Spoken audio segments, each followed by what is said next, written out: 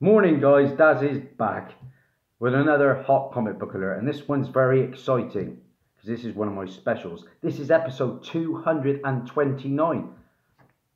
You know the score. You have to by now. News, it waits for no man. What have I got for you? They're a group of jailed supervillains with nothing to lose. Just from that, you'll guess what I'm talking about. Peter Davidson was among the stars of the upcoming sequel to DC Entertainment's Suicide Squad as the cast assembled on set on Thursday in Atlanta, Georgia, to begin filming. Now be warned, this will be very spoiler-filled. The 25-year-old Saturday Night Live veteran was joined by Courtney, the rookies Nathan Fillion, and other members of the all-star team as their characters harnessed their dark talents to fight for good. Pete is featured in The Suicide Squad as Blackguard, a supervillain who's given super strength by a high-tech suit. And here is Peter Davidson dressed as Blackguard.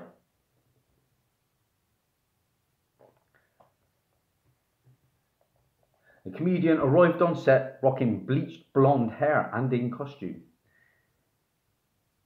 He was dressed in a black thick combat suit with metallic looking padding and handguns and ammunition attacked on each side of his chest.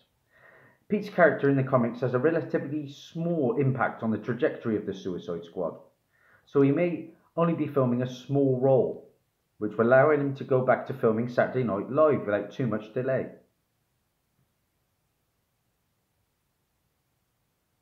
Now, while enjoying some downtime between takes, Pete struck up a conversation with Sean Gunn, who was dressed in a grey motion capture suit, which would allow him to easily be replaced with digital figure after shooting was completed.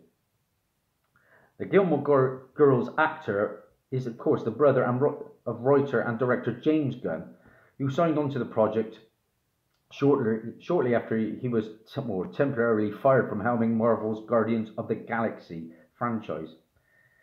Now, Sean regularly appears in his brother's films, even if his contributions aren't always obvious.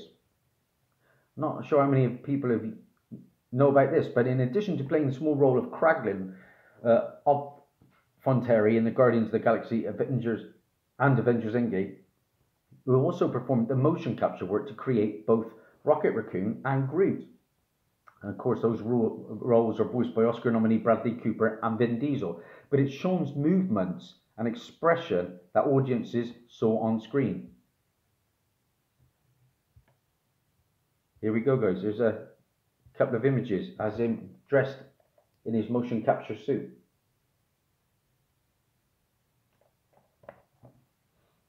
But it gets more exciting. The newest Suicide Squad iteration is a soft reboot that features a few returning characters, many of whom died in the previous films.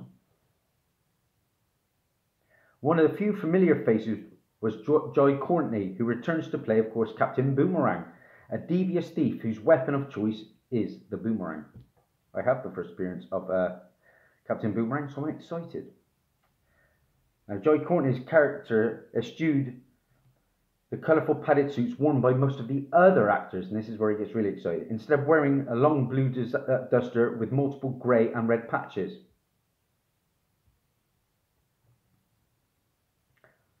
Mei Ling Nang was the only female member of the cast filming on Thursday. The English-born actress first came to wide public attention for her role in Wonder Woman, in which she played one of the fierce female warriors. She was covered in red makeup that didn't obscure her muscular physique, as well as some facial prosthetics to give her an alien look. The character was dressed all in violet with metallic breastplate and a matching helmet with a long red braid running down her back. Look at this, guys. I'll tell you in a minute who that's going to be.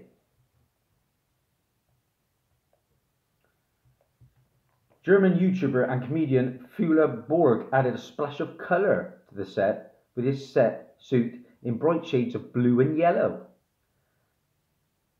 This is a good one. The actor plays Suicide Squad member Javelin, a former Olympic athlete turned villain. His weapon of choice is his namesake Javelin, a former Olympic athlete turned villain. His weapon of choice is the namesake Javelin, which Flula carried around on set. The character often used explosive javelins to rain destruction down on his enemies. Do you want a picture of Javelin? He looks bizarre. Love the suit. There we go. There's Javelin. Now, Castle's Nathan Fillion added some comedic relief. This is a great one, guys. As Arm Fall-Off Boy, who was able to detach his limbs and use them as clubs or weapons against his opponents. The actor was dressed in all green with a sleeveless suit and helmet. His breastplate was adorned with a logo of a skull, hovering atop two possibly detached arms. Here we go, Nathan Fillion as Arm Fall-Off Boy. That is epic, isn't it? Now, writer and director James Gunn's involvement with the Suicide Squad began shortly after he was fired, of course, by Disney and Marvel Entertainment for an off-colour joke he wrote on Twitter years earlier that referenced paedophilia. He was then enlisted by rival DC Entertainment to pen a script to its critically revealed yet commercially successful Suicide Squad. Now, rather than continuing on with Will Smith, Margot Robbie and Jared Leto as the Joker, he jettisoned most of the previous characters in favour of the new faces, inspired by the 1980s Suicide Squad comics. Gunn also took on the directing duties in January of this year.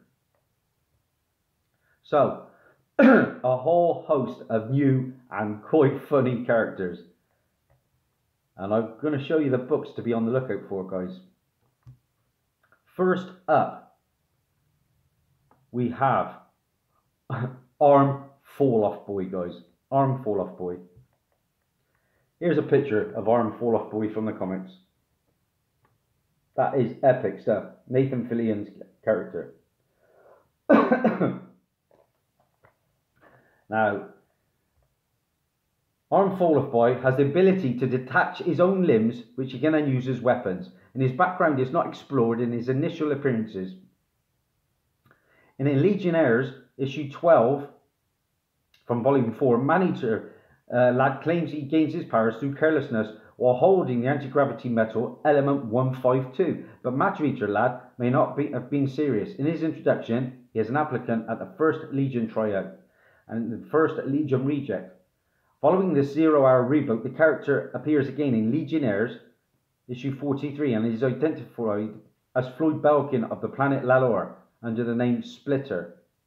Floyd participates in the Legion's tryouts in Legionnaires 43 and is one of 5 trialists, but he is denied Legion membership after he panics and literally falls apart during the last test. Later in the comic, he appears as a member of the Heroes of Lalor. Now, his abilities, like I said, he can remove his limbs and use them as clubs. The book to be on the lookout for, guys, there's a couple on eBay at the moment, around about the 15 to 20 mark. And the book in question, Secret Origins, issue 46 from 1989, guys. The first appearance of Arm Fall-Off Boy. That's the first of our new characters. Up next, I'm going to talk about Blackguard. Now, here's a picture of Blackguard from the comics.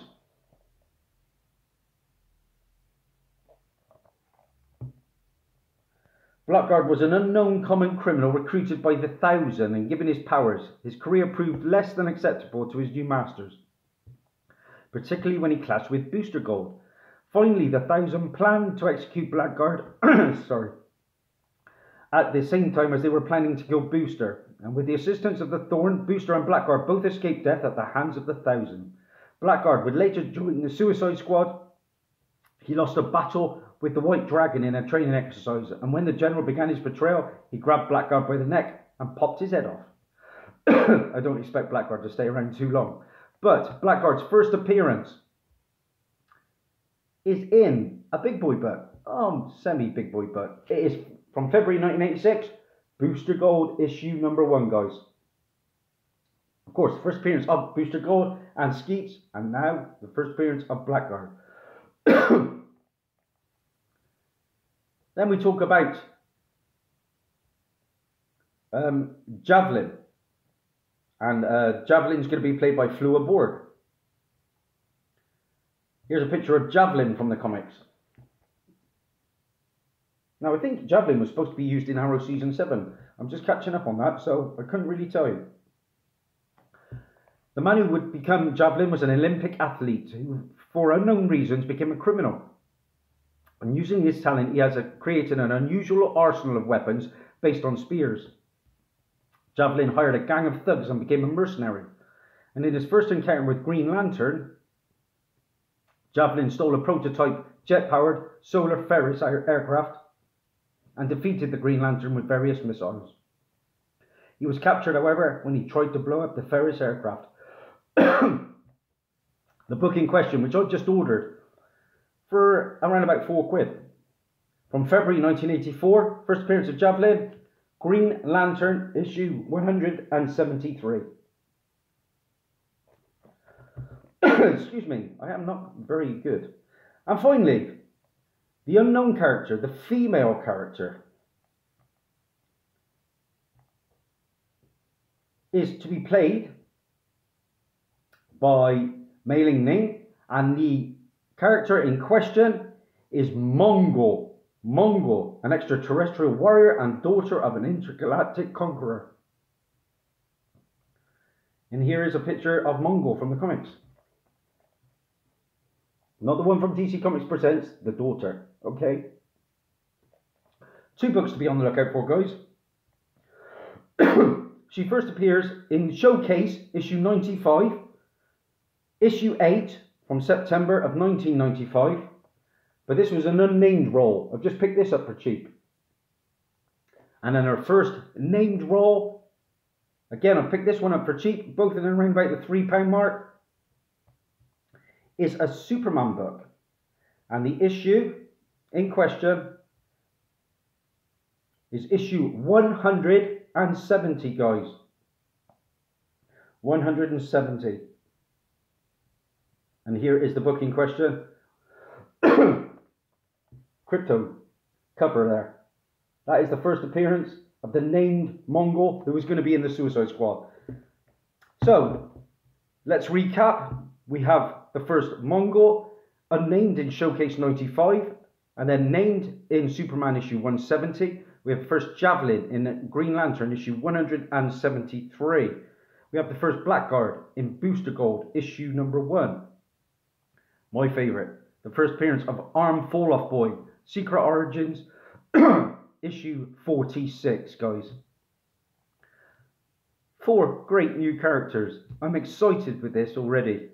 I think it's going to be a vast upgrade on the first Suicide Squad film, and it is going to be titled The Suicide Squad, not Suicide Squad number 2. Hope this has been of help for you to track down some books that could well blow up. I especially see Arm Fall Off Boy being a bit of a novelty book. See what you can find. That's Daz over and out. Bye for now.